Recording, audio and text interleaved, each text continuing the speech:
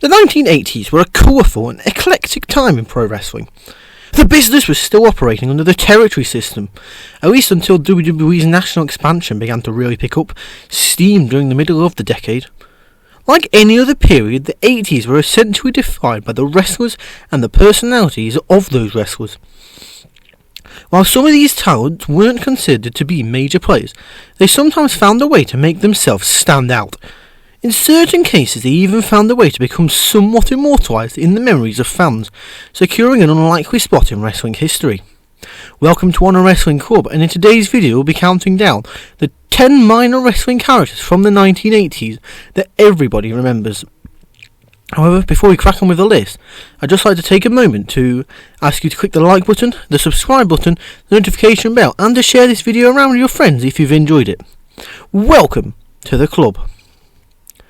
In number 10, we have Frankie Martin, who managed Dino Bravo upon the wrestler's WWE debut. This was the original manager of the Canadian strongman. With his unusual goatee and beret, Frenchie was about as stereotypical of a Frenchman as one could imagine. It's likely because of his unique appearance that he makes this list. His association with Dino Bravo was brief, but fans still remember the two of them together. He would work in a backstage role after being taken off camera, when Dino was paired with Jimmy Hart. Though his tenure in WWE was short, he is still instantly recognisable for fans of the golden era. In at number 9, we have Frankie Williams, who is one of Piper Pitt's more memorable guests. Frankly speaking, in the mid-1980s, Piper's Pit was one of the most popular segments on WWE television, and if we're being completely honest, it's the greatest talk show segment of all time, and nothing even comes close, really. During one episode, Frankie Williams would be Roddy Piper's guest. Now, Frankie was not exactly known for having a stellar win-loss record, and you could check out if he makes the 10 lowest win-loss records ever in one of our other videos. And of course, Piper began to mock him for this. Frankie, though, would take exception to Piper's disrespect, but before he could react, the rowdy one would assault him. This would honestly be the best thing to ever happen to Williams, as the moment is still talked about to this day. Of course, not quite as much as the Piper's Pit segment with Jimmy Snuka, but still, being number 2 in one of the most popular villains of the time's talk show segment is still pretty good. In number 8, we have Lance Von Erich, who was a world-class fraud. Fritz Von Erich would introduce another Von Erich brother into his fledgling promotion. Whilst WCCW was one of the most popular territories in the early 1980s, things had started to go south as the decade went on. The Von Erich brothers were the centrepiece of the promotion. Following David's untimely death and Mike's health problems, the patriarch of the family, Fritz, decided it would be a good idea to add another brother to the mix. The problem was that Lance Von Erich was a complete fabrication, and the fans of world-class championship wrestling saw right through it. Nevertheless, the real William Vaughn is still remembered to this day due to his role in the tragic saga of the Von Erichs, which has been documented on Vice's excellent Dark Side of the Ring documentary. In number 7, we have Outback Jack, who was WWE's answer to Crocodile Dundee, and he came from the land down under. Outback Jack was a character inspired by the Crocodile Dundee films of the mid to late 1980s, starring actor Paul Hogan, no relation to Hulk Hogan. Though he was never pushed as a top star, or even as a mid-card actor if we're honest, he is still talked about to this day. Fans have found him to be somewhat enigmatic, in that his vignettes would have suggested that the company had huge plans for him, but that didn't turn out to be the case. Outback Jack was included with the original LJN action figure lines, and it has become something of a collector's item. It's a testament to the real-life Peter Stillsbury that he portrayed the character so effectively, and that he finds his place on the list. In number 6, we have Kamalas Handler, Kim Chi, who was an integral part of Kamala's presentation. One can't recall Kamala without his handler, Kim Chi. During most of Kamala's WWE tenure, Kim Chi would be played by none other than Steve Lombardi, aka the Brooklyn Brawler. Kim Chi's appearance suited Kamala's fearsome presence perfectly. with his unusual mask and fatigues, Kim Chi somehow made Kamala seem even more frightening. Kim Chi would actually compete in the gimmick battle royal at WrestleMania 17, only to be eliminated by none other than Kamala. In at number 5, we have the Red Rooster. What is worth remembering is that Terry Taylor was an accomplished wrestler before signing with WWE, and he was a city on the grow. While the man behind the Red Rooster, Terry Taylor, certainly wouldn't be considered a minor character from the 80s, the aforementioned gimmick he was given upon going to WWE would have to be.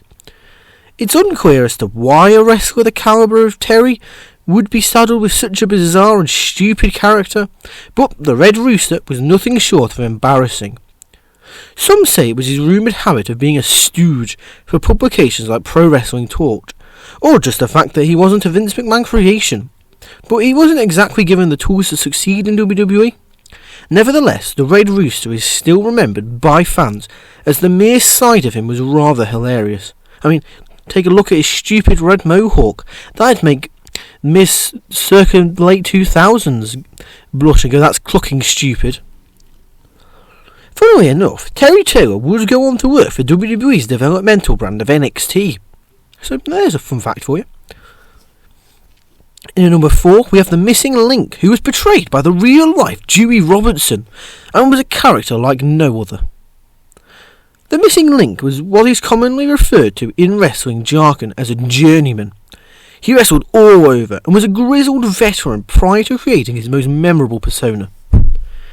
He was certainly a product of the time, embracing the face paint look, popularised by acts such as the Road Warriors.